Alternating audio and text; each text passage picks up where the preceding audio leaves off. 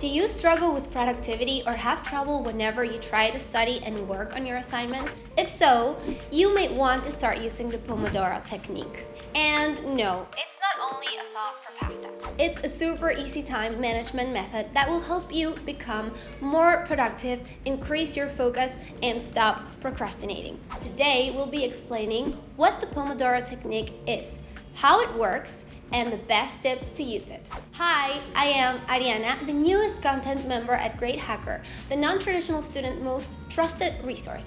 What is the Pomodoro Technique?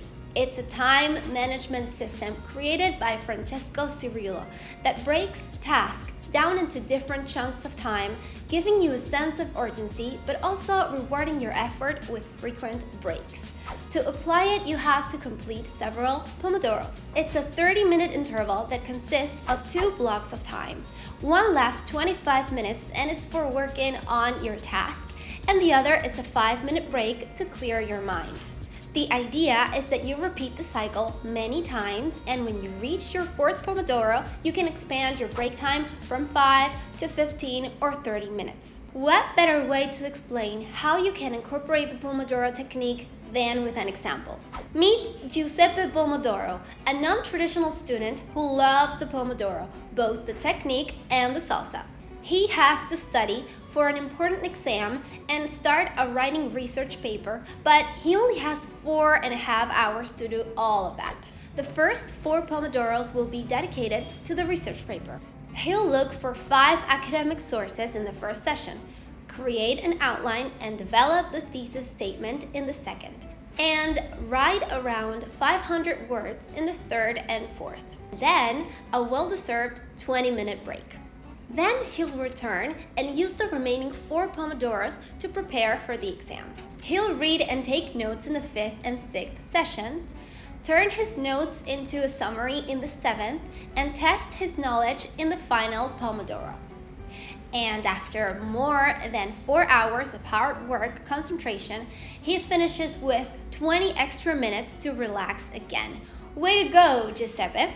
Here's a few tips to achieve maximum productivity. First, don't track your time with your phone's clock. Use an app or a timer. Even better if you find a kitchen timer, so you can leave your phone aside to avoid any type of distractions or temptations to use it. If you don't have a physical timer, we recommend Pomodoro Timer in Android iOS and Promo Focus on PC. Our second tip is not to spend your 5-minute break using your phone. We know it makes sense that during your break, you'll want to spend it checking social media. But picture this, you've just finished the 25-minute session. Open TikTok to chill out a bit, and in a blink of an eye, you've spent the last half hour checking out the best memes. Take a short walk for energy or make yourself a hydrating smoothie instead.